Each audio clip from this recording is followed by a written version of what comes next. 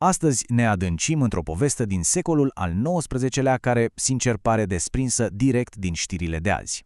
Vorbim despre o scrisoare pierdută a lui Caragiale, o adevărată capodoperă despre scandal și, mai ales, despre arta supraviețuirii politice.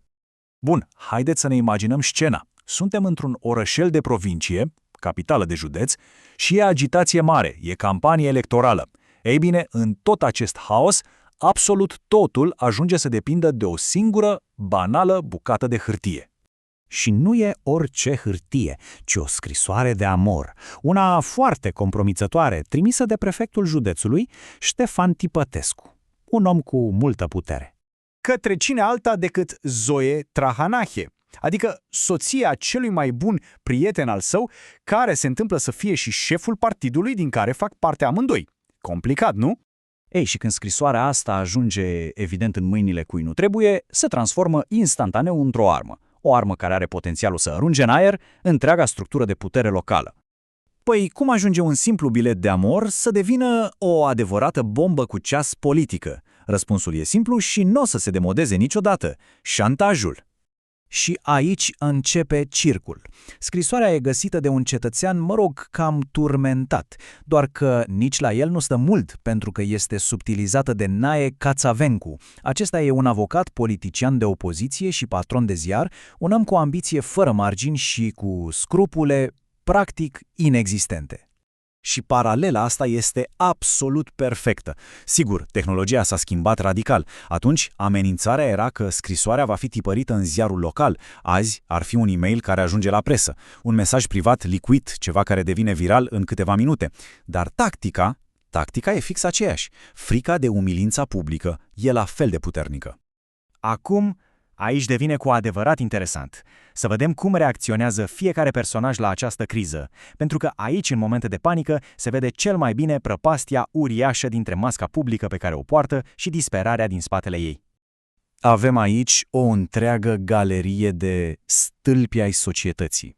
Asta e desigur ceea ce vor ei să credem. În realitate, fiecare joacă pentru el într-un joc disperat de a supraviețuirea. Și tocmai din această duplicitate, din acest contrast, izbucnește un comic de situație absolut genial. Să luăm pe Tipătescu, prefectul, omul responsabil cu legea și ordinea, da? Păi în secunda în care se simte încolțit, ce face? Sare direct la amenințări cu răpirea și crima. Dintr-o dată, legea și ordinea nu mai contează. Adio stat de drept când e în joc propria piele. Apoi, venerabilul Trahanache, soțul. El e cel care ne ține prelegeri despre moralitate și principiuri, dar când vine vorba de scrisoarea care îi dinamitează căsnicia și cariera politică, soluția e simplă, e un fals, o plastografie. E mult mai convenabil să negi realitatea decât să o înfrunți. Ipocrizie de manual. Și, bineînțeles, Ghiță Pristanda, polițistul. Justificarea lui pentru micile ciupeli și încălcări ale legii este antologică. Sincer, replica asta a devenit un fel de moto național, scuza perfectă pentru orice mic aranjament pe lângă regulament. Așadar, dacă adunăm toate aceste reacții haotice, ce obținem? Ei bine, obținem un fel de ghid, un manual cinic, pas cu pas, despre cum să supraviețuiești unui scandal politic. O lecție perfectă despre manipulare în viața publică. Și pașii acestui manual arată cam așa. Pasul 1. Neagă tot. Nu există, e un fals. Pasul 2. Nu merge cu negarea. Atunci atacă sursa, discreditează-o. Îl arestăm pe șantajist. Pasul 3. Forța nu e o soluție. Ok, trecem la negocieri secrete. Îi promitem mare acusarea. Și, inevitabil, pasul 4. Capitularea. Când presiunea devine insuportabilă, cedezi complet. Așa ajungem la miezul problemei. Toată agitația asta, toată lupta, nu are nicio legătură cu doctrine politice sau cu binele cetățenilor. Nici vorbă.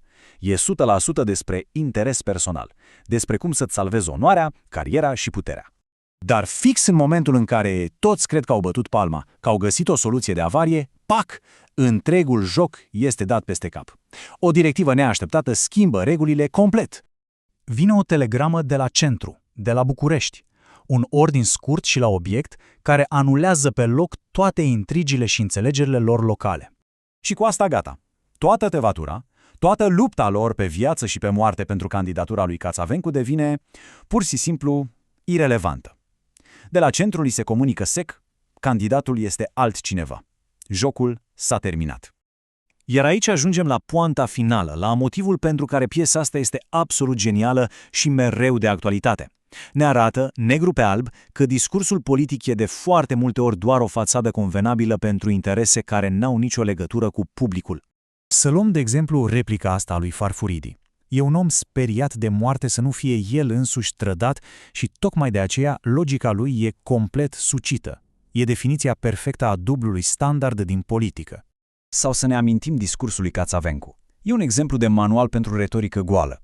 Vorbe mari, patriotism de paradă, apeluri la emoție, dar conținut concret, zero. Sună cunoscut? E exact tipul de discurs pe care l-auzim și astăzi în campanii. Promisiuni vagi, idei contradictorii, dar ambalate frumos.